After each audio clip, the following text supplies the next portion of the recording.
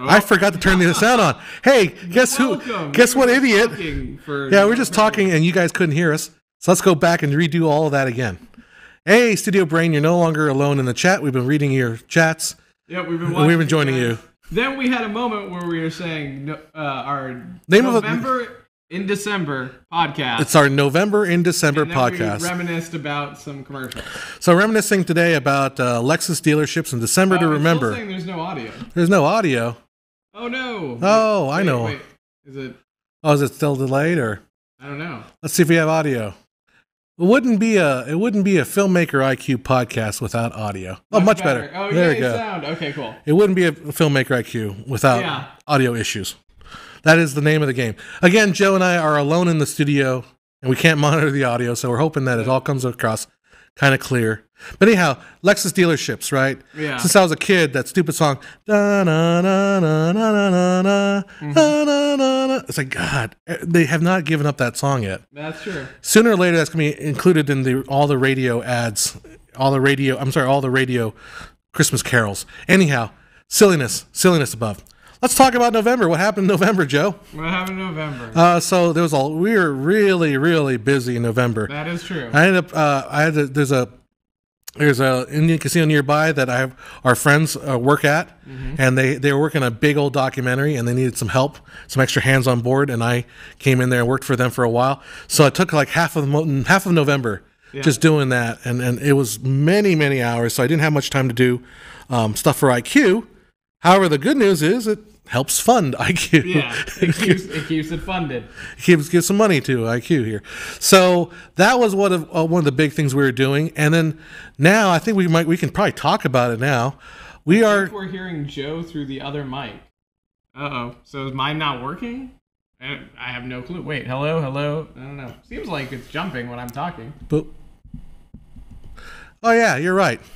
Okay, Joe, why don't you tell us a little bit about what we're working on while I look at the mic situation? All right, fair enough.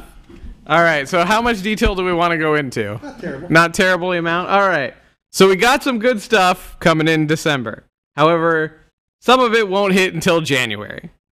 We're going to be doing... Are we showing that? Are we going to show like pieces of that this month, or what we're going to be doing, or are we waiting until January and we're releasing that? Pretty much showing that in January. Well, hopefully in January. Okay, so I don't want to give too much away, and I know John doesn't want, because it is going to be a really cool thing that we're going to be doing, and it's going to be really fun. However, I also like the fact that when you do get it to work, I'm going to be dual boxing mics. Dual boxing mics. Hey. All right, anyway, sorry guys. That was just annoying. This is pretty pathetic here. Yeah, all right. What kind of a thing are we running here? Yeah, what kind of sham show is this? Let's see. Let me just tap my mic. Let's see. I think I'm on. I think I'm on board. How about you, Joe? Okay. I just first saw it go yellow. I think so, because I see it going up. Yeah. Welcome to the delicious dish. All right. Now we're back. Now we're back to NPR's special podcast, Pubcast variation. Yep. And SMR. Pubcast. We're going to be putting the chicken in the oven. It's going to be very nice. Put your headphones on. Yes. Because we're going to have a good time. We're going to have a great time. Have a great time. And it's going to be good. It's going to be real good. Anyway, sorry, guys. So all you old people out there that remember those SNL sketches, thank you very much. All right. Enough tomfoolery. So, yeah, we have a sponsor on board, and we are making a short film. In fact, I wanted to go ahead and do this Pubcast this... Oh, apparently you're also in a soft focus. I'm sure I am. Yeah. There's nothing... Okay. You want to go over and look at that? Okay. That. So while Joe's trying to figure out how soft I am, here's what's going on. So we are working on a short film for our sponsor, and we're trying to release that in January. But our shoot date for this short film, we're going to be at YouTube Space and we're going to do a big old short film. We're going to do a behind the scenes, kind of explain to you everything that we do as far as actually putting together the casting, putting together the effects, putting in the shot, figuring out. We'll cover all of that stuff in a behind the scenes video coming up in December, or sorry, next year in January or February. And I wanted to get this Pubcast out because we're shooting on Friday. Okay. We're gonna go out there on Thursday evening and scout it out and set everything up, and then we're gonna actually shoot it on Friday. But I wanted to make sure we have a Pubcast before we talk a little bit about what we're doing. Yes. And then we could probably do it. We're gonna do another Pubcast later in December, like more of a holiday season, and we can kind of complain about what went wrong, or how horrible it was, or whatever, or how great it was even. So that's why I wanted to get this Pubcast in. And at least get some communication with you guys. So no, we haven't disappeared. It's November. It's Thanksgiving in there. Got through everything else off. Yeah, I mean it's the holiday season, so it's a little hard. You got family coming in. You got all that stuff. So between that and John working with our friend on this documentary, and just other little things that we're trying to get out for you guys. We just haven't been around. I mean, just kind of is what it is. But yeah, not like we haven't forgotten you guys. We have missed your faces. And as John said, we are going to be doing something cool up in LA. We're going to be scouting it and setting up on Thursday, and doing a little bit of. We're going to be doing the whole rest of the shoot on Friday, and then obviously. To go in and clean everything up, we're going to have to, take a bit. Yeah, and I don't think it's probably not giving away too much, but it is the biggest cast I think I've put together so far. Yeah. So I think we're up to about 20-some people cast/crew. Yeah. So, our projects have been kind of smallish, rinky-dinky. Yeah, and we've, this is kind of our step towards doing a lot of other fun things in 2019.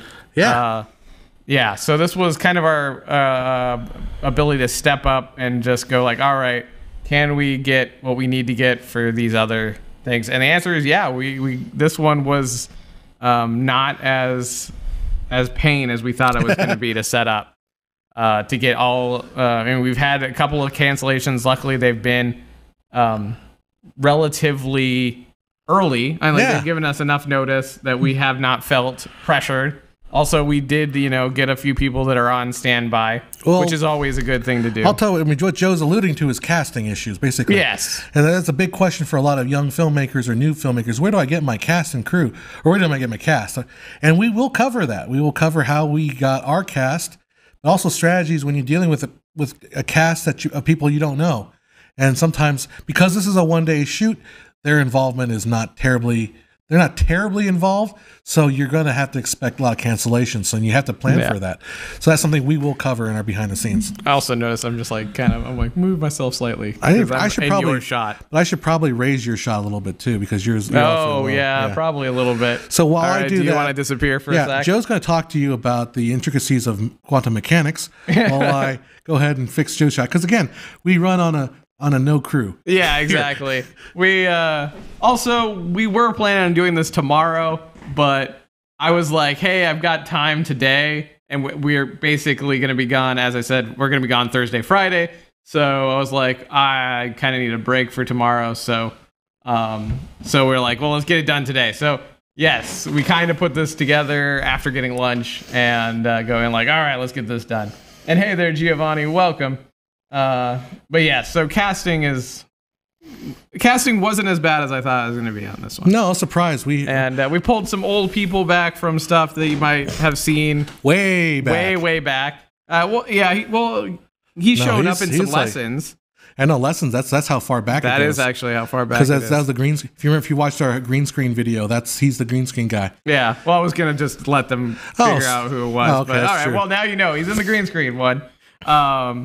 And of course, you've got the three amigos riding high. We're going to be there, obviously. Tim might get shot. So you'll see familiar faces both from on and off the screen.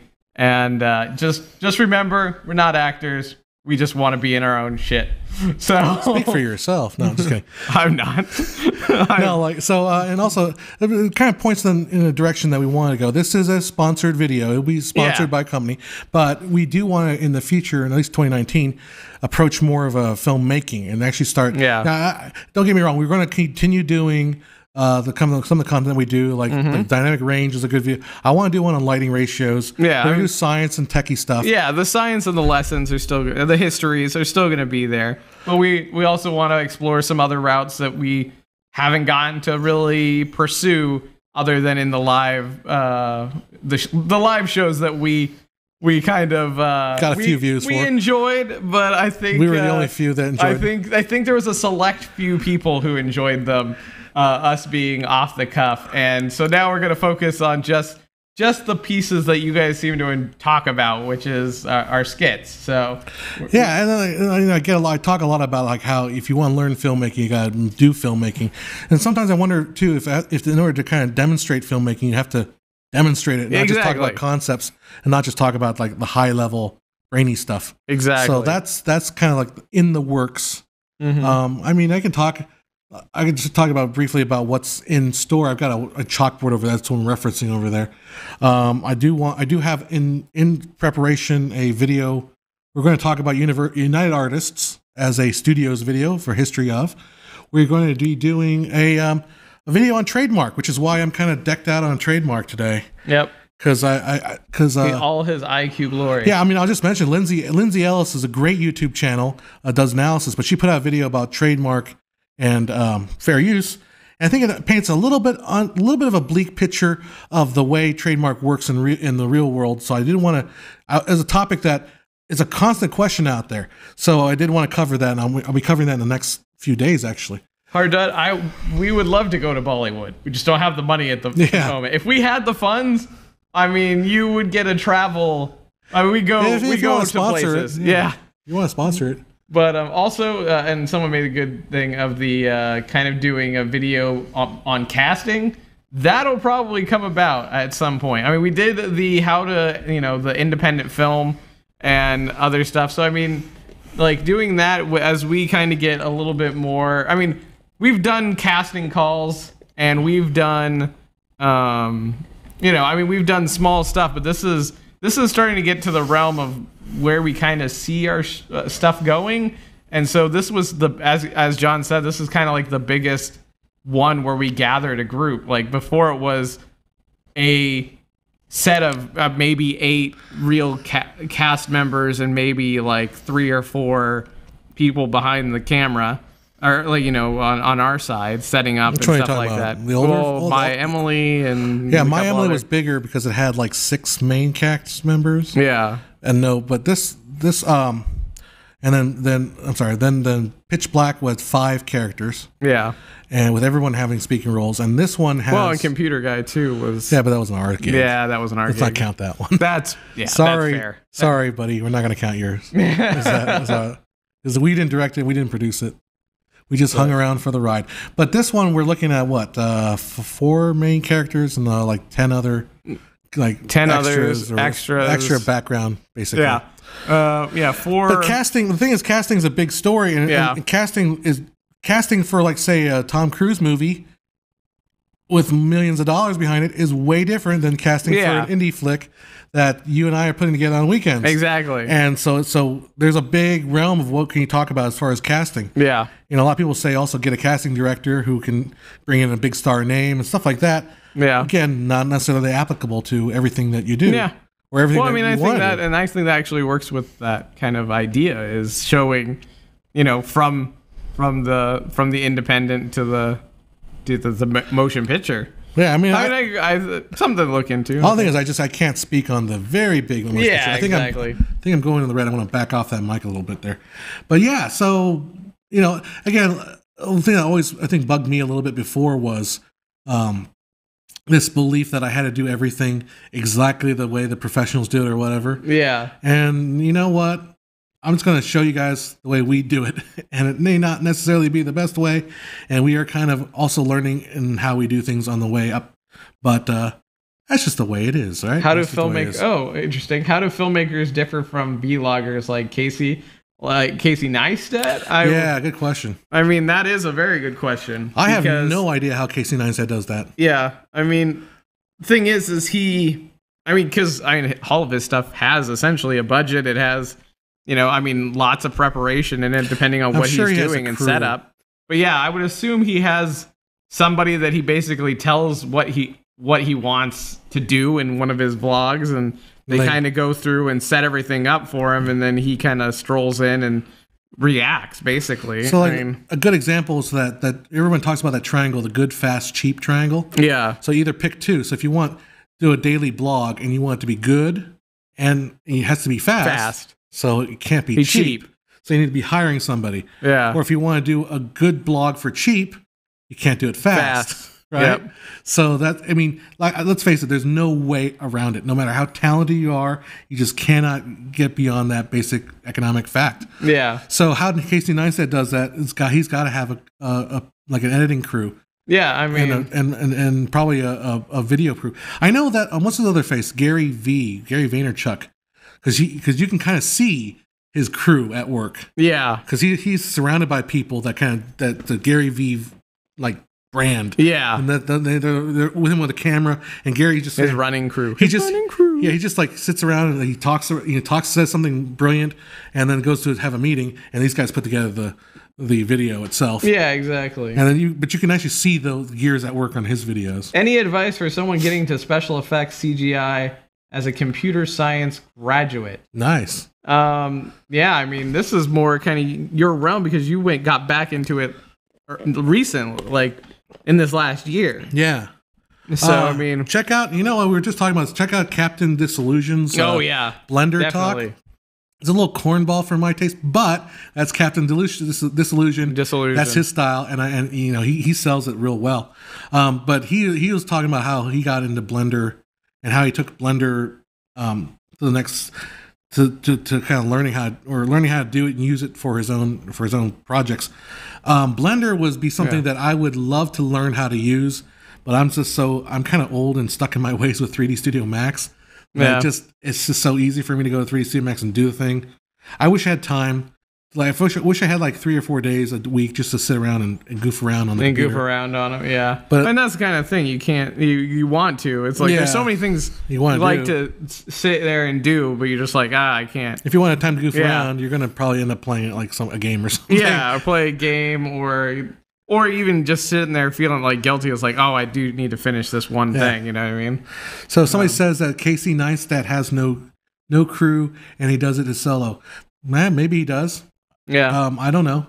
But then RJ said he has an occasional editor. That might be maybe he does set it up. I mean, I don't know him as a person, and I mean, I've seen only a couple of videos. He always seems like a really cool guy.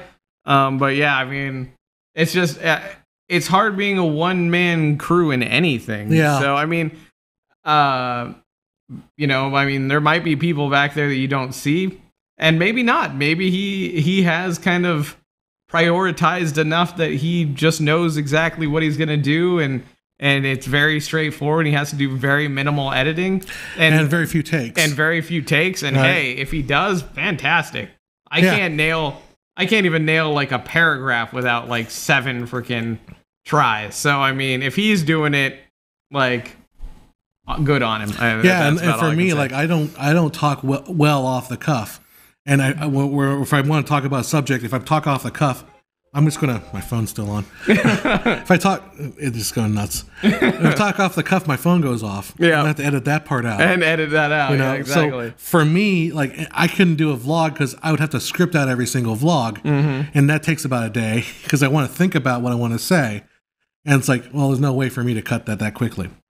Yeah, but I think we're talking about like someone like Philip DeFranco, who does a daily news thing, but he has a crew. Yeah, he totally has a crew. I mean, he has a major crew. Like he has fact checkers and all that stuff. Like he puts a lot of energy into making sure that what he's saying is right, and he apologizes when it's wrong. So I mean, good on him. Another one of his is Linus Tech Tips. Oh yeah, because Linus Tech Tips. I mean, it's not just Linus coming up with all that stuff. He's got a host and crew. He does all that stuff too. Yep. So that's our take on that story, I guess. Why Christopher Nolan used multiple aspect ratios in Interstellar? Good question. I don't know why. I mean, because he wanted to give. Well, yeah. Because he wants to use an IMAX camera. That's why. Yep.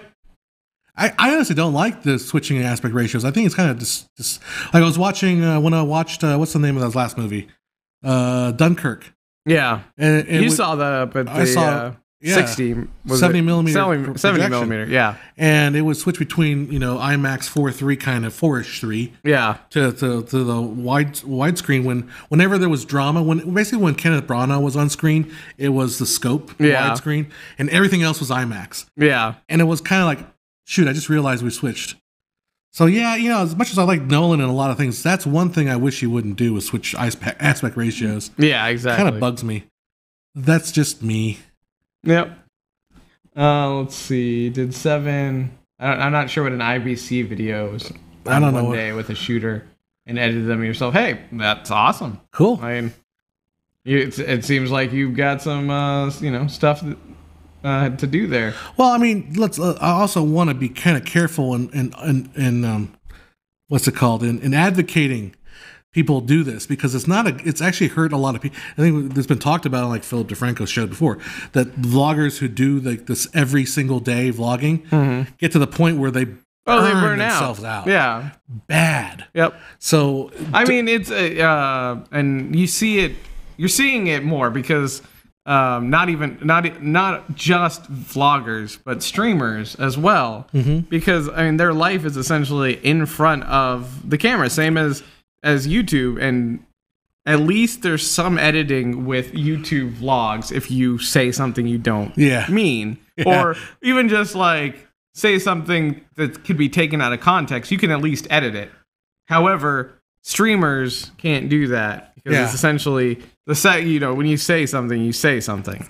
And I think that's kind of the problem both with vloggers and with streamers is their lives are continuously in front of the camera. Mm-hmm. And at least with people who do a video or 2 or 3 videos a week or whatever, even like that, but do it in a vlog format, at least there's that break that they get to recharge. Yeah. Even if sometimes it feels a little bit fake in how they do the vlog because it's a little bit more methodical, a little bit more thought out, at least they're not as burned out. And I think the quality kind of goes up when it's 3 times a week versus every day. Yeah, unless you have that team. Yeah, unless you have that team, or I mean, there are some people that just extrude charisma. I mean, I guess Casey Neistat in the way, if he does how everybody thinks he does, then he extrudes a lot of charisma. Like that dude, kind of has like that addictive personality. You're like, oh, he seems like an awesome guy. I'll throw a caveat too. Okay. Like we're hearing secondhand what people say he does. That may not be the way he actually works. Yeah, exactly. You know what I mean? Oh yeah, exactly. It might be he does a week where he does the videos all himself.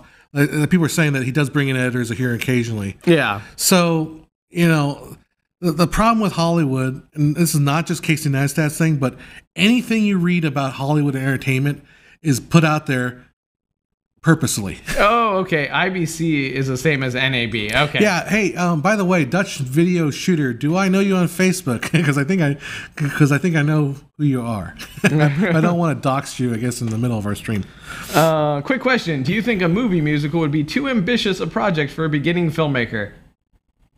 Kinda. How beginning? Yeah, also, are you going full out 90-minute musical, or are you doing like a musical short? Because a music video is a music video. A music video is a musical. And that works. And yeah.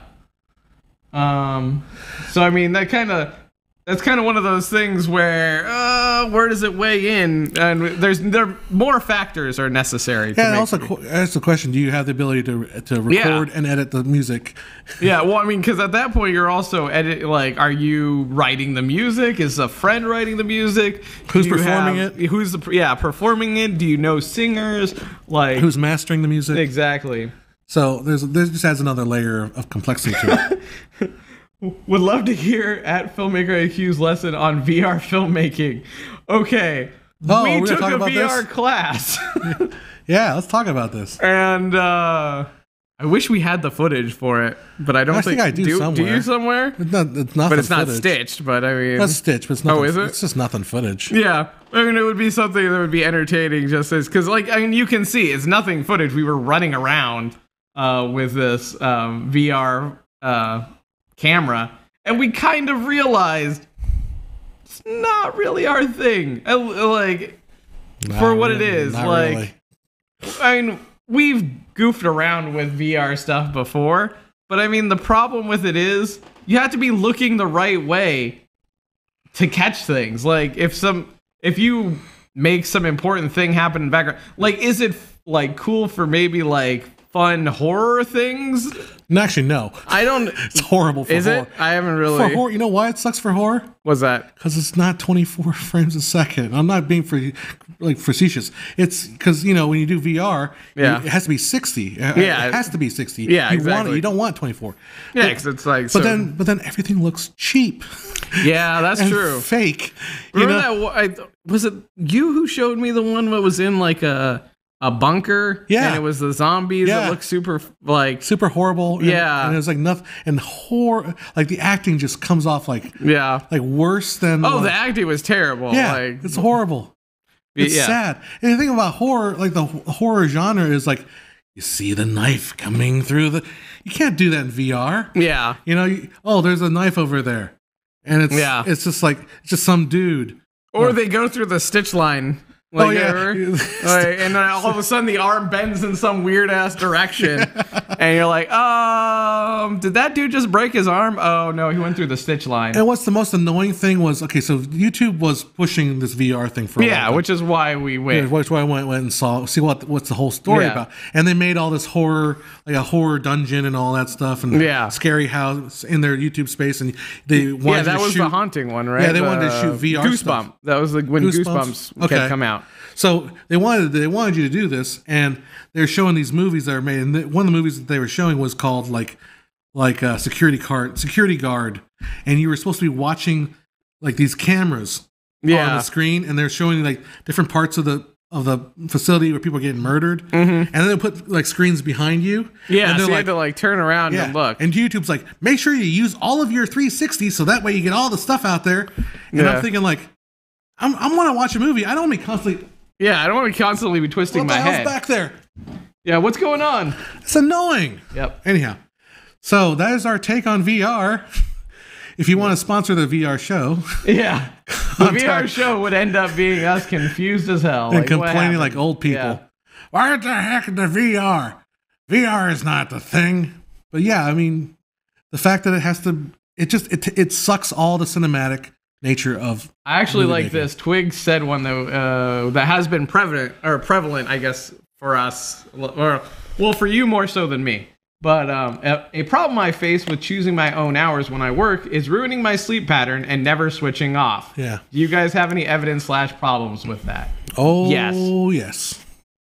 Yeah, it is. It's a common thing, especially when you have an idea or you feel like you're not moving forward fast enough. John has a lot of this more so than I do, because I tend to switch off. I can switch off kind of easier, but you always think about it. It's always in the back of your head, and you're always like, well, I could be doing more. I could be moving faster. I could be streaming, or I could be editing, or I can be, I can be doing something. I can be writing. I can be talking to people. I can be networking. There's so much stuff that you can sit there and say, like, I could be doing this, or I could be doing that, but you kind of have to say to yourself, like, you've done enough for the week. Just like basically be like, all right, I need to step back, play a game, read a book, go out with friends, play board games, do stuff that takes. Go for a walk. Even just do something that disconnects you from technology, really, and then just just try to let your brain unwind. Yeah, I mean, that's the problem. Like, I've noticed, and then we talked about this. There's something called I forget what it's called now. It's it's kind of an American obsession. Like it's a something porn where you say, well, I spent 12 hours in the office today, and I spent 13 hours in the office. I spent I put in 90-hour work weeks. There's this like fetishization of overworking, putting way too many hours into things. Mm-hmm. And the one of the CEOs of Reddit's like, we need to stop this. Yeah. Like I mentioned Gary Vaynerchuk earlier, and he says like, well, you got your work day, and then you have 6 hours where you're not doing anything. You're not at work and you're not asleep. So there's your chance to work on your stuff. It's hard, man. Like, yes, you need to put in the hours, and yes, you need to put in the work, but man, you can't be sacrificing your health and your mental health for your whatever it is. You think it's your dream. Yeah. Like, honestly, I mean, I'll be candid. It was like I did that. Yeah. I did 12-hour days and drug myself, and it didn't help. And honestly, I feel like those years I grew, but it was, I think, more painful, and I'm trying to unlearn all that and trying to get back to kind of a more sensical approach, but still be driven and still be motivated to like make stuff and create what I want or go where I want to go. But just like, man, don't kill yourself, because it's not. You're not helping your cause. You're making your work slower because you're more tired. If you work 14 hours or 16 hours, that 16th hour, you're getting like a quarter of the stuff you would be done if you were fresh. Yeah. It's you're dragging out and you're not helping yourself. It's not good. It's not good, as I've heard others say. Nate has been asking, Filmmaker IQ, do you plan on doing the live shows like your first ones? They were by far my favorite. The live shows like those. I thought I thought you were asking like we were going to do the like lessons like we used to do. No, our live shows. Live shows. If we get a much bigger crew. Yeah, if we get a much bigger crew, or figure out how to streamline it in a way that doesn't make our whole week about it. Yeah. Did I just get a long discussion about how I used to kill myself? Yeah. Exactly. That's one of the reasons. That's one of the things that I was almost killed myself over was these live shows. It's put a lot of work into them. Remember, we had very little crew, and I had my friend Ed come in and edit or try to live switch. Yeah, and he wasn't quite getting how this works yet. Yeah, I mean, he wasn't getting the board, and he's a great guy. And, heart of gold guy. And heart of gold, awesome. But so like we'd say, essentially the board is set up. You can't see it because it's tilted down. However, it's numbered from 1 to you maybe kind of can see. Yeah, so you can kind of see. I numbered. I mean, what we're doing right now is to switch. I'm going between these buttons that have our names on them. But the way we did it was the whole show was basically numbered. But it was one of those things where if you don't hit the right number, things get screwed up, and suddenly we're back in back in a video or in a skit or in a promo, depending. Yeah. And so it's like it's one of those things where you start going like, oh no. And it's hiccups. You're always going to have hiccups on a live show. I know we laughed it off and had fun, but I mean, it's one of those things where right now we if you guys watch the film jobs, it's an awesome thing. It's definitely a way to learn about a person's profession. However, we have to take a look at those and say, well, it's not getting the numbers we hoped it would get. Is it something we should continue, or is it something that we should put on the back burner, or until we can schedule more people at the same time and also minimize the editing? I mean, that takes a lot of editing time. I mean, going through finding what you guys would find interesting, stories that maybe just kind of rambled out or didn't work, making sure to plug that person if they have something to plug. There's a lot of editing that goes into that to make them look the way they do, and John does an amazing job at that. But at the end of the day, we are trying to not only find stuff that you guys relate to, but that in the end puts a little bit of money in the piggy bank so we can do other things. And so, I mean, right now, for the amount of energy we put into the live show, sadly it wasn't as received as we had hoped at the time, but it's one of those things later on, as I said, we figure out how to streamline it and figure out, like hopefully at that point maybe we're turned it into a bit more of a full-time job so we can schedule out getting certain things done in one day versus over the span of 3 or 4. Then we'll look into it again. Well, I mean, just to let you, to kind of contrast, but this is what the live show became. We took the best part, which is we liked the most. Yeah, the part we liked the most, which was talking to you guys. I still like the sketches. Well, yeah, but we reward it. We picked the part that I think interacts with you guys the most. Yeah, exactly. I guess the most immediate effect. Mm-hmm. Whereas, we could do the live sketches, but.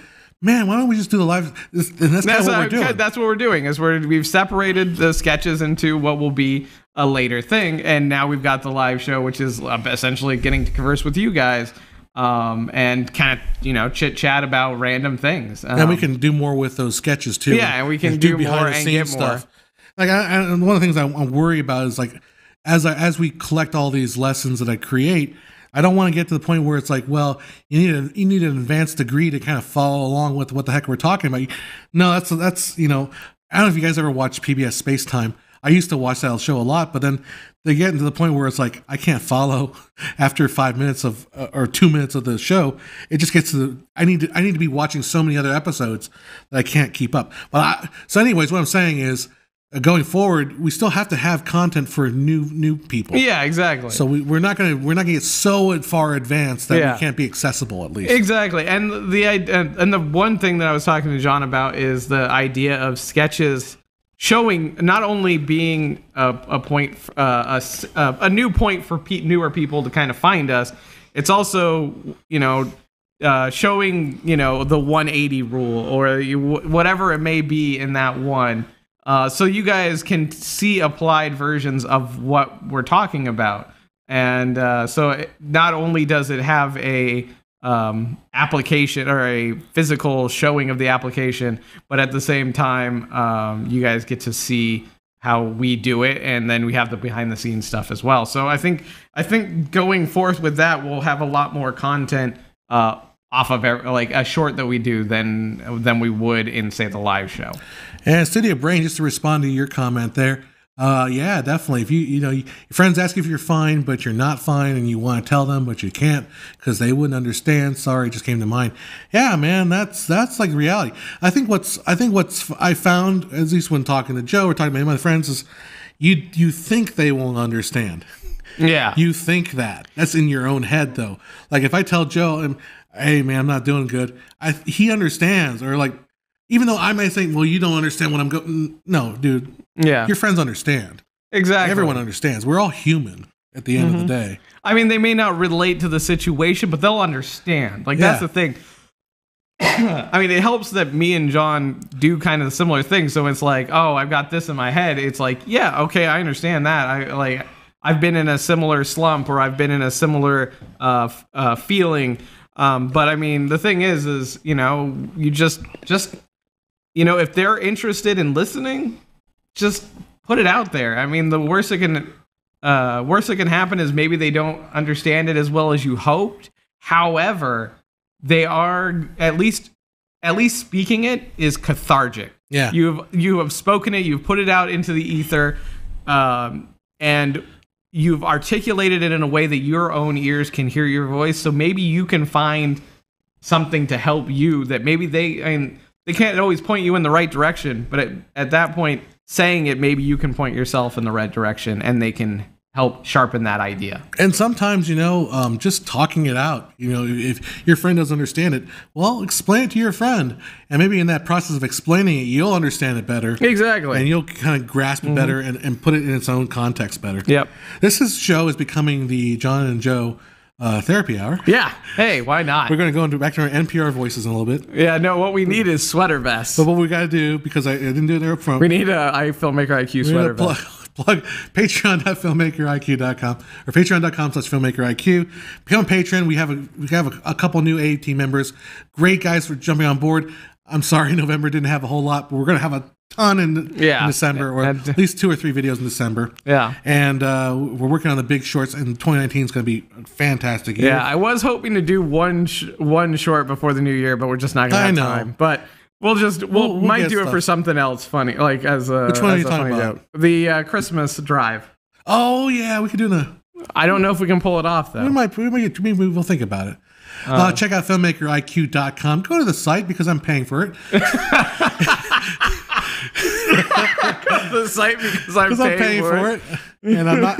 There's no ads on it. I don't think. I don't think so. We don't put any ads on. It's probably because I don't know how to do that yet. Yeah. But go to Filmmaker IQ. Hey, we're changing. We changed our dailies now. So every day something happened. And we used to do a quiz, and I thought the quizzes are cool, but apparently they're a lot of work. So we changed the dailies to being basically a short little read about what happened on this day. Today is the 3rd of December, is Dee Dee Allen's birthday. Dee Dee Allen, if you don't know, is one of the most amazing editors in the history of filmmaking, and it's a woman. It's a she. Dee Dee Allen edited Bonnie and Clyde. She was one of the people that kind of created the J-cut, which is when you have the sound come in before you see the video, or before you see the visual. She worked on Dog Day Afternoon. She worked on all kinds. And then one of my favorite movies, which was her last movie, was Wonder Boys. I didn't even realize she edited that. So every single day we're putting out a brand new, like a small little page you can read in about 5 minutes, but get you information about what happened today. And we cover all kinds of history, not just the big stuff, not just the big Hollywood celebrities, smaller celebrities, people behind the industry, stuff like that. Yeah. Check out Filmmaker IQ. Again, all of our videos, all of our courses and all this stuff is on there. So you can have access to all of that stuff. So it's really great content. And of course, if you want a t-shirt, we're still giving them out 24 frames a second and our Teespring t-shirts and accessories and all that. You can get a branded shirt like this. Yep. Like that, yeah. All right. And so Isaac, thank you. That is our or plug. Yeah, for the moment. Out there. For the moment. Oh, all right. Bye. There it goes. Go away. Let's see. Okay, sorry. Isaac had said, you guys have helped me a ton with video stuff, so if you ever need help with the website, let me know.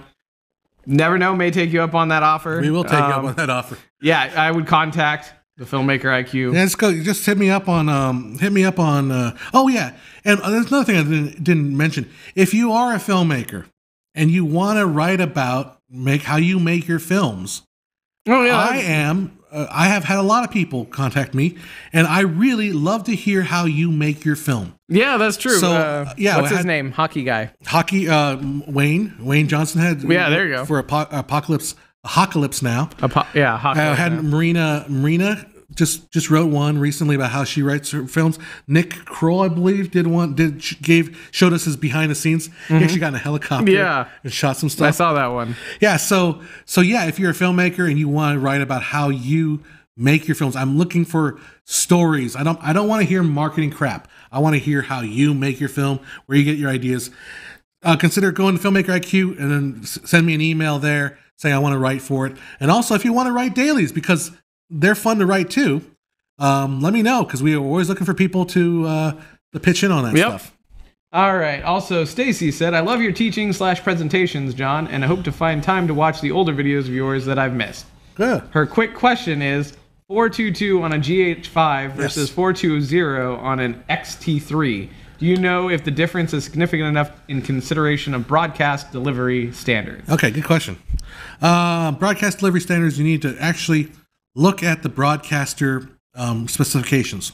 So if you're going to the BBC, they're very, very strict. You have to have 422 compression color. And just a real quick, we did cover it in a video about digital video. But basically, your eyes are very sensitive to black and white, but not so sensitive to color. So in an image, the entire image is black and white, but only every other pixel is color. So that's the way it works. Yeah. So 422 means there's more color data. 420 means there's about a third less color data than that. Okay. So will it matter on a broadcast? It depends on what the broadcast is. Generally speaking, if you're going to advertising, advertising, you want to have the highest quality possible, but they're not going to kick an advertiser to the door saying your quality's no good unless it's really bad. Yeah, this is really, really bad. And we've seen some Comcast stuff that was really bad. It has to be really. Sometimes really they'll kick it back, but yeah. So if you're going like local broadcasters, you'll probably be okay. But again, like if you're going to, it's like saying that BBC or Netflix or Discovery Channel or stuff like that, you gotta be more cognizant of their standards. Now, if you don't have a deal with them already, and you're kind of starting out, and that's the only thing you can afford is a 420 camera, you'll be fine. Yeah, it's okay. It's okay. You may not be able to sell it, but it's okay. Get some practice. Get some work done. That's the important thing. Get a reel. And heck, maybe if they like it enough, maybe they'll bend the rules. Wink, wink, wink, wink. You never know. Exactly. So kind of thing. And or they'll say, "Hey, great job. Now here's a. I want you to go shoot something else, but use a better camera or something like that." You know? Yeah. I'm not saying your camera sucks. I'm just saying. I'm just trying to get this answer as quickly as possible. Anyhow, Joe. I need it. No worries. I'm actually a guy, but no biggie. Oh, no worries, Stacy. Don't worry. Sorry. Yeah. So I made a mistake on the pricing of that shirt. I should have made it $23.98. Oh, there you go. That's what Chris was saying. Yeah. But I can't figure out a way how to change the price. So you guys get it for a discount of $19.99. There you go. That's my pitch. There you go. It was $23.97, but now it's $19.99. Just for you guys. Just for you guys. You be doing any VFX shots in your short? Yes, we are. Yes, we will be doing that. And we will go over how we're going to do that in our behind-the-scenes show, making of this short coming up, and we're doing it on Friday. Yep. That is true, Dutch. If the story is good, the camera doesn't matter. Mm-hmm. Yep. For the most part. Yeah. It depends. I mean, get a decent one. If your camera is not allowing the good story to come through, yeah, exactly, then it's not a good camera. That's kind of the point. But I mean, yeah, that's the weird thing is like technology. You can't say tech doesn't matter because it does matter, but you can't say tech matters because it doesn't matter that much. You gotta find the balance. Yeah, it's a balance. The good story and a decent camera. There's balance in the force. If I've just missed it, but what's your email? Me and my colleagues are big fans and would love to help you with your website. We do web, app, sites, database, system design for free, obviously. For free. Just go to filmmakeriq.com, and then there's a contact us, and just fill out a contact form. And then they'll just send an email to me, and I'll just send it. I mean, no one's... You could figure out my email, yeah, sure. But I would just rather not give out my email, although you could figure it out. Yeah. But just fill out the contact form. That way I know for sure it comes to me and all that. And yeah. Makes everything nice and clean. Yeah, exactly. Yep. So yeah, just go through the contacts. It's the easiest way. We get them. So yeah, if you can't see your story, take your lens cap off. There you go. That's what I want to do. I'm trying to think of what to do for April Fools. Yeah. And we're like, okay, today's tutorial, the history of the lens cap. There you go. We're like, today we're going to learn how to take the lens cap off a camera. Yeah. What's up, guys? I'm going to teach you how to take the lens cap off a camera. Yeah, you got to do it you got to be blinged out and wearing like the New Jersey jumpsuit. Yeah. You're like, we're going to take a look at the camera. We're going to take off the camera cap. Oh, look at that. Oh, so nice. Look at that. Yeah. Don't forget to hit subscribe. Ring that bell. Ring that bell. And donate on Patreon. Oh, yeah. Lens cap video. For the lens cap video. We'll be doing a lighting tutorial on this short. We'll talk about lighting. Yeah, we will be. We are actually going to light this sucker. Yeah. I mean, this is going... I mean, you'll see. I mean, as I said, the behind the scenes on this... It'll be fun. We are... bless Ed's heart. He's going to be our behind the scene guy throughout the whole thing. So... Is he going to be there tomorrow? No. Thursday. So... we're going to give Matt the camera. Or one of us will run the camera. One of us will run the camera tomorrow. Or not tomorrow. Sorry, Thursday. Oh. Hey, it's Chris. Speaking of which, hi, Chris. How you doing? Let's see. This is our cinematographer for Friday's shoot. Hi, Chris. How you doing? Hey, John. How are you? Hey, you're on a Pubcast there. We're on the Pubcast. We're streaming you live. Perfect timing. Yeah. I was actually calling you about the equipment and things for that shoot. Oh yeah, we gotta go. See what kind of lights and things we have available, and then double check our gear list. Yeah, well, yes, let's go over Giovanni. that. Let's go over that. So we're in the Pubcast right now, but if you want to call me a little later, or I'll call you back after we're done, and we can talk about it. When you're done. All right, cool. Have fun. All right, we'll see you. All right, buddy. All right. Later, man.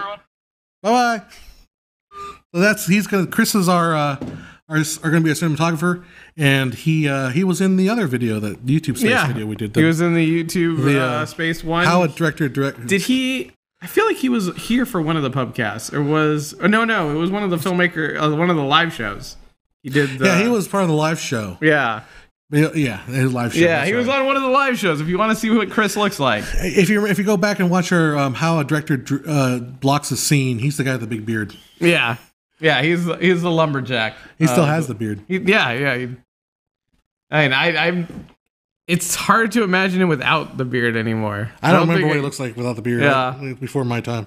Yeah. What are the thoughts based on true story movies? They're never truly based on the real story. It's always exaggerated. That's for sure. I mean, a lot of the time, and it was a car chase, and it's like the most famous car chase that people remember is O.J. Simpson, and literally it was a straight line. I know.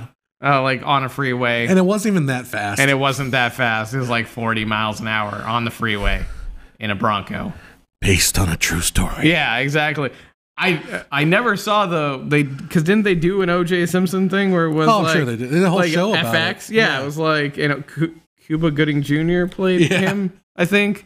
Yeah, so I mean, it really wasn't that drama filled, but yeah. I mean, the case was. The case was, but I mean, it's still, if you were to watch it the way it really happened, you'd be bored. But you throw in a little spice, you make it a little nice, you give it a little camera polish, and then suddenly, wink, wink. Yeah, then suddenly it's not so bad.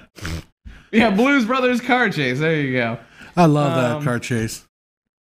But Step by Step says the blocking video was first class. Thank you. Thank you. It was really fun to do.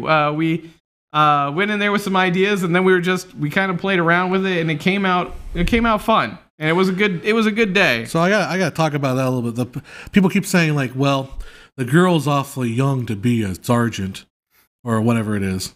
Oh yeah. And I'm like, well, if I really wanted to, I could sit down and come up with a backstory of why she's there. Yeah. At her age, she's like 25. She looks like she's 26. There's a million backstories you can come up with. Yep. Just figure out one out.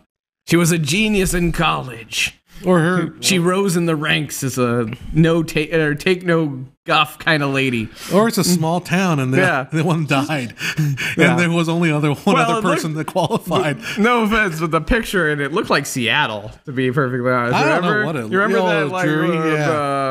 It was all skyline? Yeah, it was city skyline was all dreary. Sure, whatever. I don't remember, but no, I was like, But in the end, I mean, in the end, it doesn't matter. You can create whatever you want. It's a short. And secondly, it was an experiment in blocking. Yeah, it wasn't a real. And we knew her, and it was easy to get her to go with. And I think I wanted to work with her because I've known her for a long time, and I wanted to use her in something.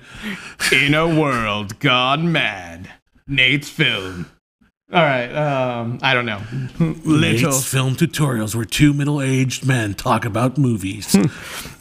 Disgruntled filmmakers in a podcast. Complaining about kids who don't like 24 frames per second. And blocking videos where nobody likes our lead lady. This is the Pubcast. Welcome. It makes me sad. I get those weird comments. It's like people saying weird things about her and then people saying nice things about her. It's bizarre. Welcome to the world of YouTube, people. Yeah. There you go. Anyway. The camera wasn't on me. Okay. Anyhow. No, was it on me? It was on you the whole time while I was talking. Like this. I'm just moving my hand back and forth. Okay. Yeah, that's good. Yeah, we're still really good at just choosing the right camera at the right time. Totally. Oh, we're going to talk about my favorite topic here. In the 48-hour shot, we had 21-year-old girl. You are the guy I know on Facebook. And a relationship with a 57-year-old woman. Ha ha ha. Yeah, he posted this photo of his 48-hour, and people were like, "Dude, why are you posting your pornos here?" It's like, no, it's not a porno. Just because they're two women on a couch, like oh yeah, going after each other. I think I may have seen this. Yeah, you've been outed. Oh, thank you, Twilight Face or Twig Faces. Yeah, man, I hate when people shoot videos in 60p at like 3,000 FPS. Get off my lawn! Okay, so just to let you know. Oh my gosh, girl person. Oh yeah, thank you, girl person. Thank you. So there's actually girls that watch your channel. Girl person has been here almost every time. Oh, actually, yeah. Well, thank you very much, girl. Yep. Girl person one. It's funny because you look at the stats on our channel, it's like 90% guys. So welcome. Stacy said, "Red Letter Media." I love those. We love them. They'll never see us. They'll never know we exist. But they're pretty awesome. I feel like we are the way too jovial. Like Red Letter Media is willing to crap on anything, and we're just like, the only thing I like attack is Star Wars. So I mean, you'll attack something else. I attacked La La Land. So that's true. That's true. But it's very rare. Also, when we don't like something, we just don't go see it.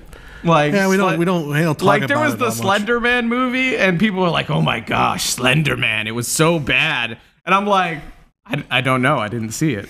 And here's my take. Slender Man is the reason why I killed MoviePass, because when I had my MoviePass, it said I wanted to see a movie on Sunday night. It said you could either see The Meg about the shark, not Meg Griffin, the Meg, the shark movie, or Slender Man. And it said that is an insult. You, sir, have insulted me for the last time. I wanted to see Mission Impossible Rogue Nation, and you said you have to watch Slender Man or The Meg. Wait, is it that or Fallout? I thought it was Fallout. Yeah, whatever. Okay. Fallout one. Okay, yeah, Mission Impossible Fallout. Apparently, that's what I wanted to see. Mm-hmm. And it was like the 5th week it was out. It wasn't like brand new weekend. It was like the 5th week. It's no, you can either see The Meg or the Slender Man. I was like, screw you, MoviePass. This is not what I signed up for. And I went and got an AMC card, and I haven't used that thing to the full extent yet. I know.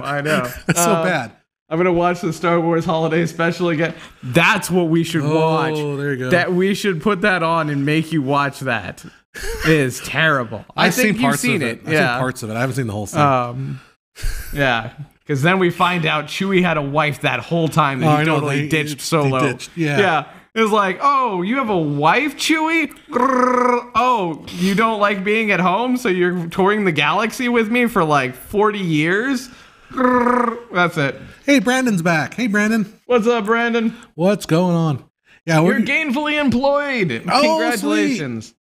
Congratulations. Yay. That's better. That's more than we said for some of us here. Yeah. You attacked La La Land? Yes, we did. I attacked it. I don't. Have you seen La La Land? Me? Yeah. No. Probably because I told you not to.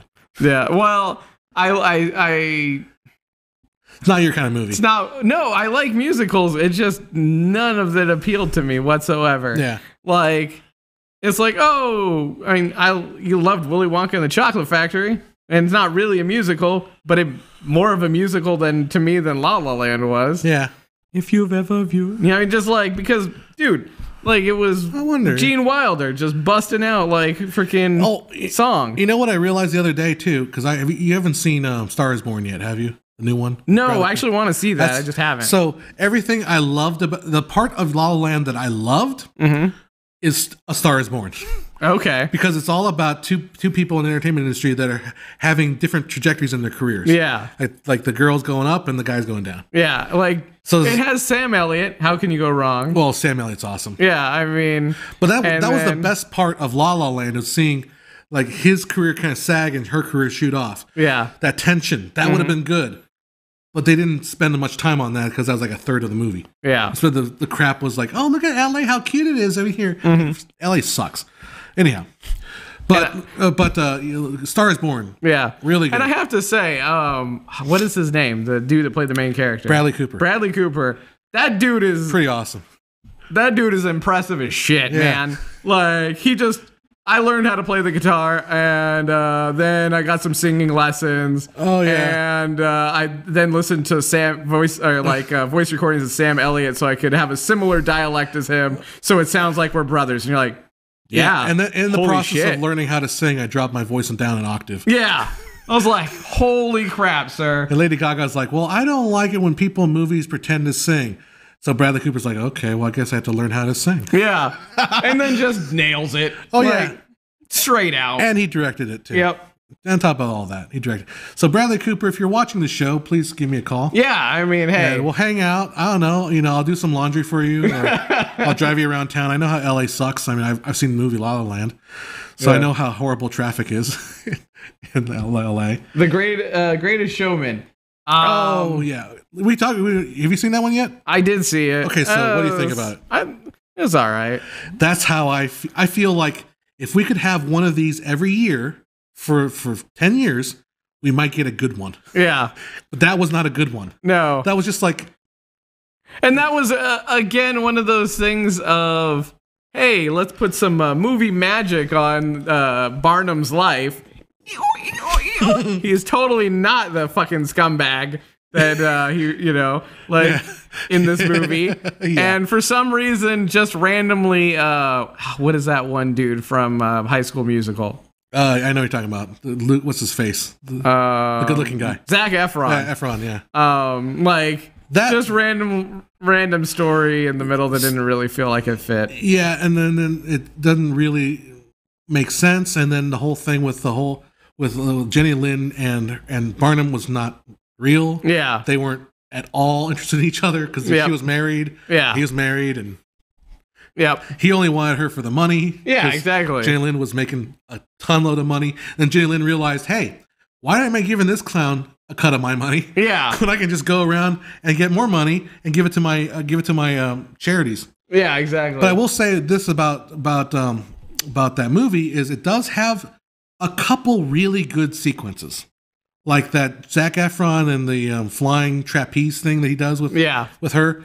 That was a really good. I was like, that's a breathtaking sequence. Yeah, that was actually an amazing sequence. Yeah, and there's a couple other little big dance numbers that work, and the visual style works. It's just the whole movie itself feels like it doesn't have any like grounding. I was gonna say any legs to stand legs, on, but yeah, exactly. I was trying to say they're different legs, but it just doesn't feel like and I've revisited it. Actually, I've watched it again. Doesn't have the shoulders of the strong man to stand on. Yeah, it's like a music video. It's like a cheap music video. Well, expensive, I guess. It's an expensive music video, but it's not like I don't fall in love with it. Yeah. So that's what. And don't get me wrong, Hugh Jackman, again, another amazing freaking actor. And Wolverine, like that dude went from Wolverine. Jean Valjean. Oh God no. That's another movie that's fucking terrible. The thing is, if you made The Greatest Showman, like every 2 years you came out with a musical like that. Eventually, sooner or later they're gonna get it right. They're gonna get it right. So it's the monkey keyboard thing. Yes. Sooner or later, if we hit out enough of them, sooner or later we're gonna get a good one. But that was, which is a good thing for musicals because musicals kind of died away. Yeah. But if we just kind of give a little bit of sampling here, have a little bit of this. Here's the thing though, Les Mis could have been good. Oh my God. If they were like, you're not gonna have a snot take. Yeah. You're just gonna look normally and just show emotion. And then 2, we're not going to do the voicing of this crap live. Yes. We're going to go and sample it like any normal person would. Yeah. And then we're not going to have Russell Crowe's legs break when he falls into the water to commit suicide. And there was a moment of where that was touching, which was the Jean Valjean of the theater play. Yeah. Played the bishop. Like that was cool, I thought. And nobody knows what I'm talking about. It's cool. But yeah, no, I think it could have been saved. Colm Wilkinson, I think is his name, right? Yeah, I think so. Colm. And so sooner or later, give it what? We'll be older. We're just gonna go with older. But maybe in like 2025, we'll get an actual one that is good. Yeah. Like Chicago was good. It's really good. My favorite. One of my favorites. So I mean, there's when did that come out? 2017? Chicago? Or not 2017, 2007? Which one, Chicago? Yeah. Like 2003. 2003, it's really early. Or 2004 or somewhere. Somewhere in there. Every 14 years, maybe? Yeah. Well, the thing with Les Mis is I really blame the director on that one because he just came off of winning the King's Speech. Yeah. And he's like, whoa, look at me. I won an Oscar. What am I going to do? Oh, I want to make Les Mis. And he had really kind of no business making it. And he didn't understand it. And he did, like we were saying, the whole singing live on set thing, which was just so terrible. And my phone's going. Which of the classic Star Wars movies would be a good as a musical? I'm saying Return of the Jedi. I mean, honestly, the original one would have been a good one. Like, Luke, you're a Jedi tonight. Like that's a Simpsons reference, but at the same time, it did work. Like, there literally was slight pieces of musical of the Simpsons. When you're saying that, I'm thinking I'm thinking the Camelot song. Oh, yeah. The Knights of the Round Table. We're more than able. Yeah. Okay. So, I'm thinking of that, like we were the Jedis at the Round Table. But yeah, I mean, that works too. Oh, dang it. So which one would make the worst? Obviously, Rogue One. Oh, yeah. The most sour, sad. I don't know. This Rogue newest one. The musical. This newest one, The Last Jedi. Oh, God, no. Oh, there you go. At the same time, it did work. No, it literally was. No, pause. No, pause. Well, I get to hear my own voice. Rogue One, the musical. There we go. Everyone dies. Everyone dies. Well, no, I mean, yeah, but I mean, that is almost a musical, really. Like, it's like West Side Story. If you go like Sweeney Todd, everybody dies at the end. Han Solo story. Teen Titan Go, the movie, was a musical of sorts. I haven't seen it. So I came up with the perfect answer. It's Han Solo because he has a solo. He has a solo. My name's Han Solo, and this is my solo. Oh God. Oh, sorry. I didn't. No, I did see Solo, didn't I? I think you did. I think I did. I didn't see it with me, but I saw it. Yeah, you saw it without me that one time, but that was because I was on the edge, on the fence about it. So low, we can barely hear it. So. Wow. Just wow. That's my friend, the Trump player, always says that. Oh, it's a solo, you can barely hear it. That's terrible. Then he'll say, like, Hey, where's the bathroom? Oh, it's in the right. Go in there and give him my name. I'll give you a good seat. That person apparently Love that guy. His name is Ron. Ron, if you're watching, Ron, if you you're are watching. hilarious. I don't think you are. All right. Watch Teen Titans go for a laugh. You know what? I'm going to admit, and then we're bringing Matt on board on Friday. I still have, he gave me Freddy Got Fingered. Yeah, you still haven't seen it. It's still in my car. Yeah. I'm going to watch it before, that way at least I can give it back to him. Yeah. You just save it if they have a, at the Airbnb. You can watch it. Watch it there. Yeah. So. Yep. Yeah. Well, I mean, and that was supposed to be a gigantic middle finger to essentially everything. He's like, how much money they gave him, and he's actually literally going through a list of how much he spent on this movie. Yeah. And now, and then he's like, I still have this much left. And then, of course, then it's just a gigantic. It is just a giant FU, basically. Well, I mean, what got me into it that was that review that the Red Letter Media put out on. Yeah, yeah. I was watching it like, because I read the Roger Ebert review, and I stayed away from the movie because I trusted Roger Ebert at the time. But then you learn, don't trust Roger Ebert. The fucker does not always know what he's talking about. Yep. He gave Team Police, Team America, World Police, like a bad review, and it's wrong on that one, man. So don't trust. If you learn anything from this podcast, is don't trust Roger Ebert. And I'm getting tired of people saying that Ebert and Siskel were the godfathers of film criticism. That's not true. It's Pauline Kael. There you go. There's my old man talking. What was your guys' favorite movie of all time? It changes. Every time we come with that question. Every time we get asked that question, it changes. I like. It just depends on the flavor of the week that I'm interested in, or what. What's the last movie you watched? How about that? Last movie I watched in theaters or in home, either way. Basketballs. Yeah, it was Basketballs. Okay, because it was on Netflix. It just showed up. Was it the first time you watched Basketballs? No, I saw it in the theater. What's the last movie you saw for the first time? Last movie I saw for the first time. God dang. I don't know. I'll tell you what. Last movie I think I watched the first time was Overlord. You heard about this movie? No. It's kind of cool. It's directed by, I think, James Wan. It was Game Night. Oh, Game Night with me? Oh, yeah, cool. That was probably the first. That was fun, wasn't it? Or the last movie that I saw for the first time. Or for the, new movie. So Overlord is this movie, I think it's by James Wan, or it's produced by James Wan, who is of Aquaman fame now. But it was a pretty well-made movie. But I wish I didn't know. I wish they didn't tell you the marketing hook, which is it's about this parachuters that go behind enemy lines before D-Day to try to knock off the tower. Yeah. But underneath the tower are a bunch of zombies. Oh, really? Yeah, so they're fighting Nazi zombies. Oh, there you go. Because the Nazis are working on a zombie thing. But it's actually a pretty intense movie. And like it gave Saving Private Ryan's speech scene a run for its money because it's pretty intense and pretty well done. Yeah, someone said Crimes of Grindelwald. I kind of want to see that.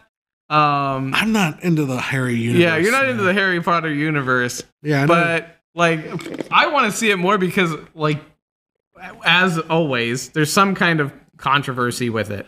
Yeah, about the ending. And so I'm kind of curious. There's like a little part of me is like, well, what could possibly be this controversy? Don't say it in the chat if you know. I don't care. I care enough to want to actually see it, but not enough to hear it from you guys.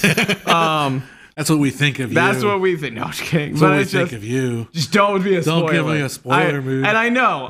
It's like at this point, it's been out for what a month and a half, almost 2 months, and it's like, well that's not you enough didn't care enough, but just no, don't do it. Don't do it. That's all I ask. Crime of Grindelwald was Singing in the Rain reminded me of Xanadu because of Gene Kelly. Yeah, okay. Well. Xanadu. I watched that movie that what's his face Ridley Scott made with Tom Cruise, and it was called, what was the name of that movie? It's a big fantasy movie.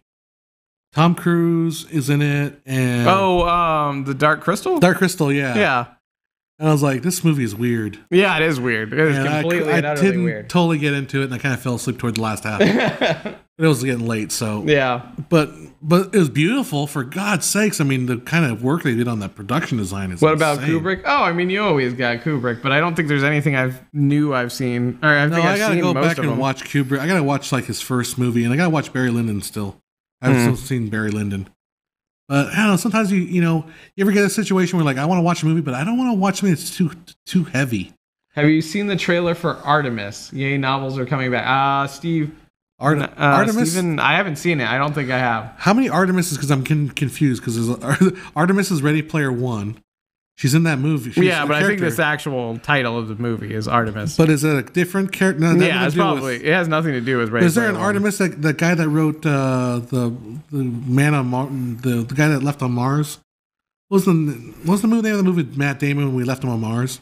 Oh, Last Martian or The Martian. The Martian, yeah. But he wrote another movie. He wrote another book, which I listened to on audio tape, about a girl on the moon. It's like a spy thriller, and her name is Artemis, I think. Could be that. I don't know. I don't Too know. confusing. The Ballad of Buster Scruggs. Oh yeah, that looked kind of interesting. Have you guys excited about Mortal Engines? Anybody? No. Yeah. No one. The fantasy movie with Tom Cruise was Legend. Legend, that's the one. Oh, was he also in? He was in the Dark Crystal though. Yeah, it was like when he was young. The reason why I wanted to watch Legend was because it had sexy transvestite as a devil. What's his face? Oh, Alan. Not Alan Rickman, the other guy. Chat. I thought it was Alan Cummings. No, not him. Just a sweet transvestite in transsexual Transylvania. Rocky Horror. In Rocky Horror. Yeah, what's his face? Tim Curry? Tim Curry, yeah. Tim Curry played the devil. In an insane, like it took him 6 hours to get in this makeup, right? And apparently one of the stories is in order to get the makeup off, he had to sit in a hot tub for like 2 hours for the glue to like let go. And he got so sick of it, he's like, fuck this, and just rips all the makeup off. And then he had to be off leave for like 2 weeks because he had to heal from ripping all the glue off his face. Yeah, so just sit in the bath, man. I know. Poor Tim Curry. Mortal Engines is the city that can move. Oh, Mortal Engines also looks. I thought that was a joke. I literally did. Is that what the movie that is based on a book? Literally, that's the movie. No, that one. When I saw that, I'm like, wait, are you telling me this is a real thing? I thought it was a joke commercial, like one of those "please be silent" things. You know what I mean? It's like and like it's like cities crushing each other and making bigger cities. And I'm like, okay, this is obviously a joke. Where's the phone ringing? And then no, it's a real movie. Like, I'm like, somebody has. No, I wish I had that stupid idea. The only reason why I know that movie because I looked up what movie was Peter Jackson working on. Oh, he's working on it. He produced that movie. Oh well, so sorry. Well, everyone, please don't. If you don't know about this, I get obsessed reading all the comments on my 24 video. So people are like, well, Peter Jackson did it in 1248 frames a second. I'm like, well, what's Peter Jackson working on now? It ain't 48 frames a second. Yeah. It's still 24. It's Mortal Engines. Mortal Engines. Such a great movie. You saw the trailer. It looks fun. Oh, well. Hey, that's it. Sure. Definitely. Welcome, Pedro. Thank you for the welcome the hi from Spain. If you have to see one movie about cities that crawl and eat people, make it Mortal Engines. Yeah, why not? Right? We could watch. Don't forget, we got Aquaman coming up too. No, yeah, Aquaman, DC style. Early reviews. It has it's good. What's Julianne Moore? No, not Julianne Moore. Sounds of Music woman. Julie Andrews? Yeah. Really? Yeah. Oh, sweet. And it's got my man. Yeah. My man, Aquaman. Aquaman. The Dothrakis. Yeah. We'll take over that. Yeah, he's Dothraki. Dothraki. And then someone else's. There's another DC movie. Oh, Shazam. Which has that is Levy. What's his name? Zach Levy. Zach Levy. Who did Chuck, which was a TV show that I thought was amazing. That I'm looking forward to. Apparently, from what I hear, Cavill is no longer Superman. Yeah, and Cavill's out. And then Affleck is gone too, right? Yep. They didn't even have an Avengers like Infinity Gauntlet moment. They just fucking left. like at least if right now, if the snap of the fingers in the X Avengers movie, you didn't have so many people, you'd be like, and they're like, there's new ones. You'd be like, oh, okay. When they came, they didn't come back like the right way, from the snap. Yeah, that's the old joke is, damn, Thanos snapped his fingers and people in the DC universe disappeared. Yeah, exactly. Hold on. Spoilers. Oh, yeah. But if you don't know that by now, it's kind of like pointless. Aquaman looks good for the first time. I'm excited to see a DC movie. Yeah, Aquaman looks good. Shazam looks good. Now, they just need to go like, okay, maybe what we should do is we create a universe and then we do these things. Yeah. And aren't they doing Wonder Woman in 1980s or am I mixing that up with Ms. Marvel? No, it's they're both in the Marvel's in the 90s, right? Yeah, well, there's blockbusters, so that's 90s, that'd be 90s, right? Yeah. Because Wonder Woman's in 1984. Yeah. Because apparently Chris Pine's in some tracksuit, sweatpants kind of. Oh, really? They bring him back? Or? Apparently. Survive that? We don't know how he's come back. Well, remember, it's also, 40 years later? Yeah. So what is it, like his grandson? Like maybe, that she's hitting on? Maybe. Oh, there you go. Yeah. Some of the, you know that stuff is popular on the porn sites. My sister.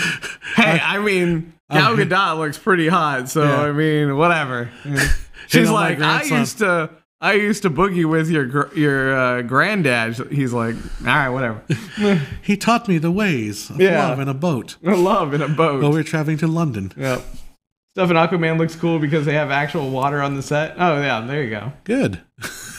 Well, I mean, it's Jason Momoa, so like they might as well just splash him with some water. Yeah, splash him with some water. Put some water on him. It'd be good. Bruno, you like toast? Toast isn't bad. Toast is awesome. Good trick with toast. Use fresh bread. There you go. Is this another April Fool's thing? We got lens caps and toast. Yeah, here's a toast through toast. Gal Gadot. Oh, you have to decide whether you want to show that or not. I'll show it. I don't care. Gal Gadot is horrible. Here's the thing: the movie wasn't all that spectacular. Whatever people's opinion may be, it's Captain America, but with Gal Gadot. However, I don't say that she's a bad actress. No, at all. But for everybody that was going like, "Oh my gosh, this is some original shit." So much. But here's the thing: it's Captain America, but with Gal Gadot. And a horse instead of a motorcycle. Yeah, baby. And World War I instead of World War II. So you're telling it. So you're saying they improved it? Yeah. Well, I don't know. I like her. I just like her. As a human being. Yeah, as a human being, she's awesome. I think she's a human being. And the Amazons were cool looking. Like visual wise, it was good. It was visually impressive, but story wise, I figured out who the bad guy was in about 18 seconds. And it was just as, and I know yet again, you're not a Harry Potter fan. Yeah, that's why. But Lupin walked in and I was like, he's a bad guy. It's Lupin from Harry Potter. Like, I know. He's the only one that's as famous as Gal Gadot, unless Chris Pine's going to be the enemy. I was like, whoa, that actually would be something. Like, well, they're not going to make Chris Pine the enemy. But it would have been something surprising. Yeah, well, at least it would have been a surprise. But no. Not Chris Pine. From Burt Reynolds, Tom Petty to Stan Lee, and far too many more, we've lost some icons. Yes, that is true. Stan Lee, amazing genius. That dude wrote more and did more in his lifetime than I think anybody has ever done, may ever do. Like going through and literally creating a pantheon of characters that'll probably live on for centuries, even though sometimes we don't want them to live on for centuries. But he has created some amazing stuff, and that is one of those things where it's like super sad. I only met him one time at Comic-Con, and I didn't even have anything for him to sign or anything. He was just a really cool guy as passing by. And yeah. He just walked by you? Yeah, no, he walked by and I was like, oh, Stan Lee's like Excelsior. I was like, yeah. And then he kept walking, and he was, because I was going to a panel, I think, and I was like, that was cool. But yeah, I have a lot of those moments because I don't really ever like try to, you know what I mean? It's just like, oh, yeah, that's cool. I didn't know about that. Because remember we saw George Carlin in Vegas. Were you there for that? Yeah, that was when we were at NAB at the MGM. Yeah. And but never one of those. I was like, you think I should go? Like, nah. Just he's obviously coming back from something, and we're like, nah. Let's just be cool, like kind of a thing. Yeah. But yeah, I mean, just that's a like. I didn't realize you were there for that one. Yeah. But yeah, that was one of the first ones that we went to. My brain's it was George Carlin. He's the comedian. The comedian. Yeah, the white hair comedian, long hair. Yeah, hippie thing. Yeah. That was when we were in the MGM. He had sunglasses and he was just like and he was beeline the other way. He was beelining through, and we're like, and it's like, no, he doesn't want to be bothered. And we knew it was George Carlin because he was headlining there. Yeah, he was headlining at the MGM. But yeah, no, Stan Lee. I mean, as a person that never read comic books. I never read comic books as a kid. I was mildly interested in the X-Men show. You've never seen Harry Potter? I watched a couple and I knew who the characters were, but I didn't really care about them. But the thing is, like, I mean, I'm not to drag too political here, but like, we all know what Bill Maher said. Yeah. About, I mean, how stupid what he was saying, because like, as a person, I didn't watch or know the comics, but the fact is they are our modern day Greek heroes. Yeah, there's exactly. No question about it. And I've seen most of the Marvel movies. You guys, we've gone and seen them. So, So to say that I haven't been touched by Stan Lee be a lie. Of course, I have. And the world has. And it's not a matter of this is just kiddie stuff. No, this is stuff that we all learn and watch. And I mean, and the thing of some people may not have liked the very first Captain America. I mean, it wasn't super great, but like the thing is it was good, but some people aren't super big fan of it. But like Captain America is all about, essentially, he's this Boy Scout who always does what's right. Like, he has a set of moral values that are almost unbending. Like, he always chooses to go the path that most people would construe as a path of justice. Like, you know what I mean? Like all these people have fundamental like traits and flaws, and Peter Parker essentially is like this nerdy guy who then gets essentially a swollen head because of becoming Spider-Man. And then, in his own inadvertent way, gets his uncle killed. Yeah. And through that, I mean, they say it 10 billion times, but great power comes great responsibility. Really does nail it home, in everything that they do. So, I mean, Stan Lee always tried to put a message inside of each of these characters, at least fundamental, like, logic. Well, let me say this about that Bill Maher statement, because I think I haven't heard it said other places, but it's basically, comic books are not comics, like Sunday comics. You read, Otis Garfield just ate some more lasagna. Yeah, and it's a Monday. It's Monday, or that one Kathy cartoon or whatever. That's not what comic books are. Mm-hmm. Those are comics. Comic books are different. And then to say that there are no adult comics would be completely false. There are comics that are extremely dark, and the stories are, very relevant and very important. I remember I was watching something talking about like a comic book about the rats of like a Holocaust. They made a comic book of the rats in the Holocaust camps. Yeah. And they kind of told the story of the Holocaust from the perspective of the rats. Yeah. Stuff like that, where like, that's not kiddie stuff. That's funny stuff, dude.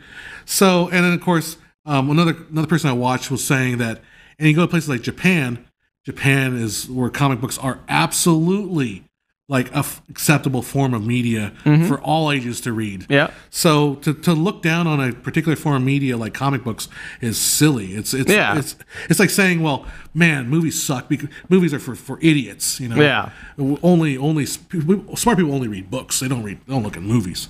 So anyhow, that's my whole soapbox on this whole issue with this. But and who doesn't remember X-Men at 10 on Saturday mornings on Fox 11?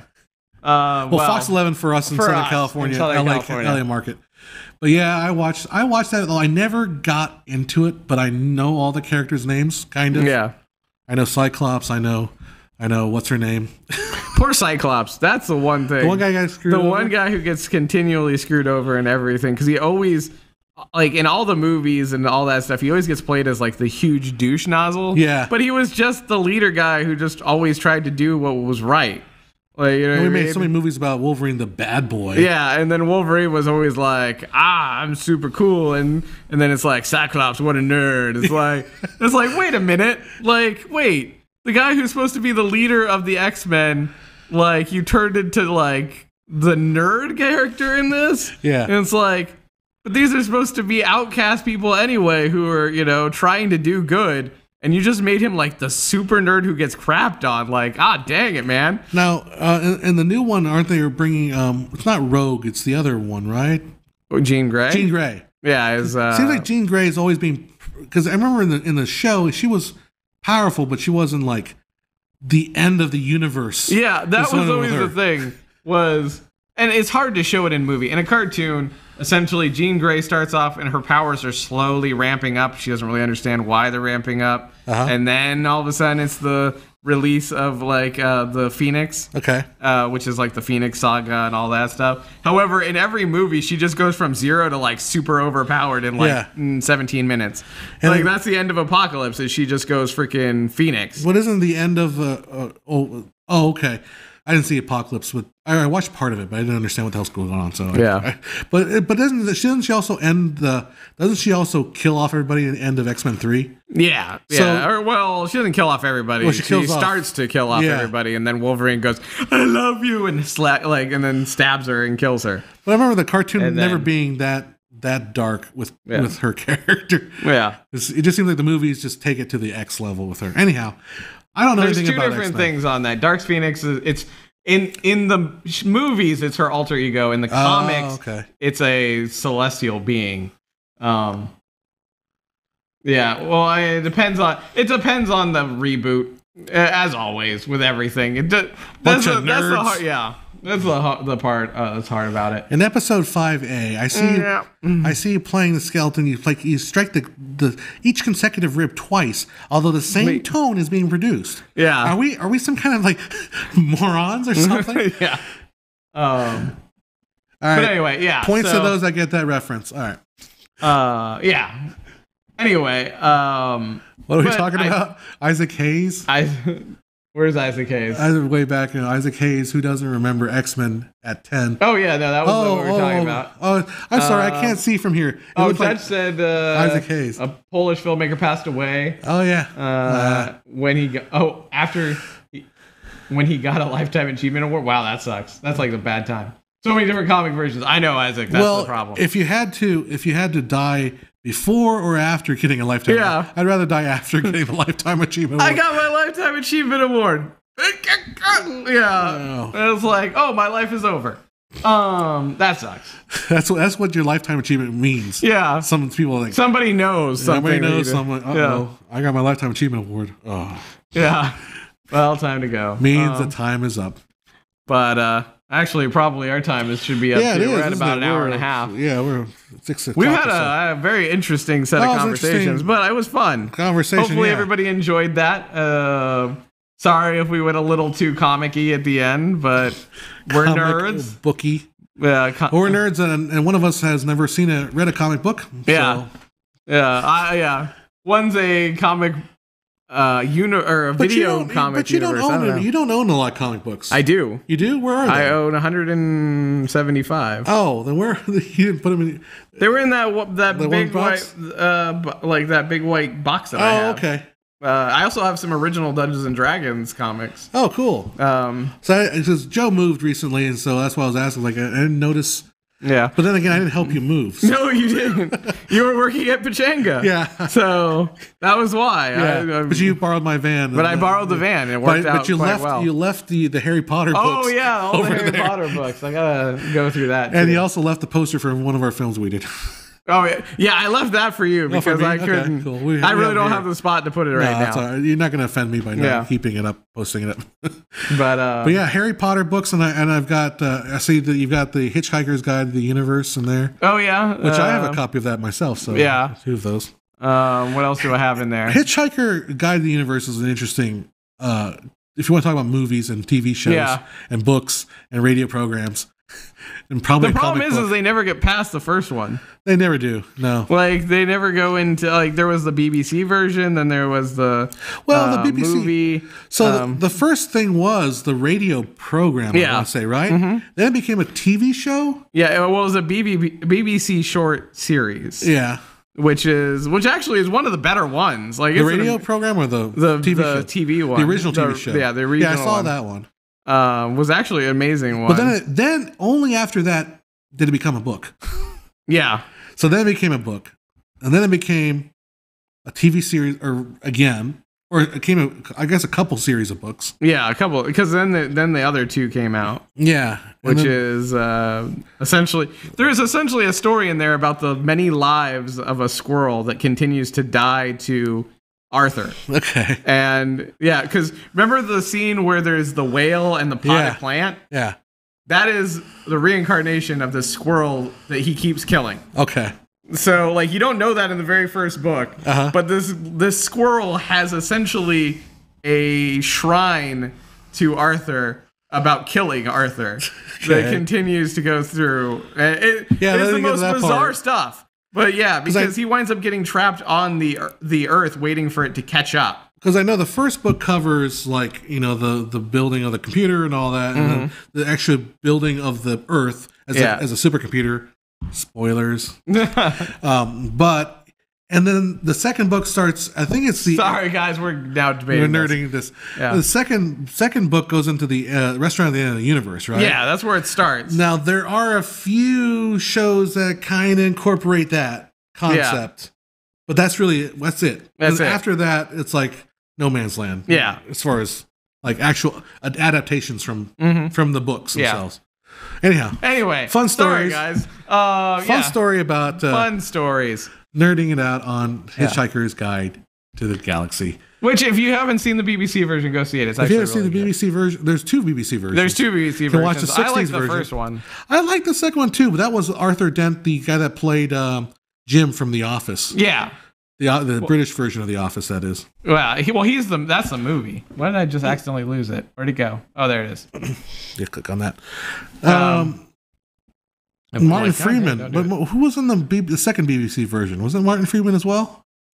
I don't think he was in that one. Oh, well, okay. That one's in the movie. Oh, yeah, you're right. Yeah, Alan Rickman and Morgan Freeman and Martin Freeman. Martin Freeman and Zoe Deschanel. Oh, that's the reason why I like that movie. And the one dude that played Hammer in the Iron Man 2, Jason Hammer. Most Def was in it, though. I know. Yeah, John Malkovich was in it. Oh, and the guy that played the racist cop in 3 Billboards. What's his face? Sam Rockwell. That's Jason Hammer. That's from Iron Man. Okay. Anyway, sorry guys, we're gonna go now because we're gonna sit here and just rehash a bunch of stuff. Anyway, thank you guys for hanging out, and we got some awesome stuff for you guys. Check out Patreon. Become a follower. The more people we get on there, the more this ball rolls a little bit more towards that. What are we gonna do at $500? Yeah, at $500, we are gonna throw pies at each other and at Tim. Mostly at Tim. But yeah, so there is always that. Look forward to that, and we got some great stuff. Go to Patreon. Go to filmmakeriq.com and just buy a t-shirt. Buy a t-shirt. It's Christmas time. Buy some shirts. Yeah, buy some shirts. Buy some branded crap. Yeah. No, it's good shirts. Good shirts. No, it is good shirts. We try to think of the funny things, and So anyway, again, we will. We will be back mid-December for our holiday version, or I guess our Christmas Eve version. Yes. Maybe we'll do a. Maybe we'll do some driving in that one. Maybe we'll see. We'll see if we have the time. If we can pull it off, I think. All right, guys. Well, have a good night, and we shall see you guys later. Later, guys. Thanks for hanging out with us on a Monday. All right, bye.